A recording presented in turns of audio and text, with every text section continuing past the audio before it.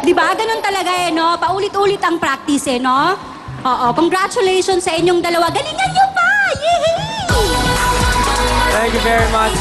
Nanalyn, oh, parang Enchong, Uy. nung isang araw, chef ka.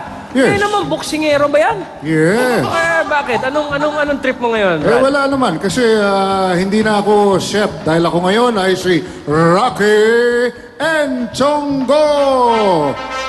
The best pound for pound saging eater in the world.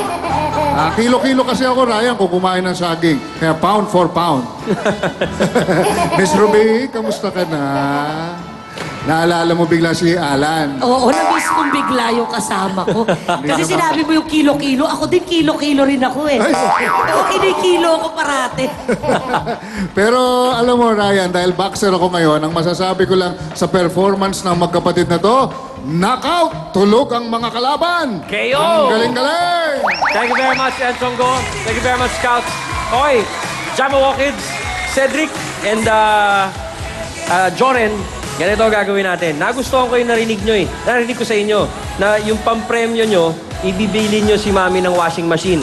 Ang gagawin natin, manalo o matalo, sagot ko na yung washing machine, pati yung sabong panlaba. Okay? Para pag nanalo kayo, pwede nyo bilan yung sarili nyo ng magandang mga damit o kaya pang-enroll ano. Opo. Alright, thank you very much, Jordan and Cedric. Isang napaka-suwabing surprise ang bubulaga sa inyo after the break. So don't go away dahil magbabalik ang talentadong Pinoy Kids.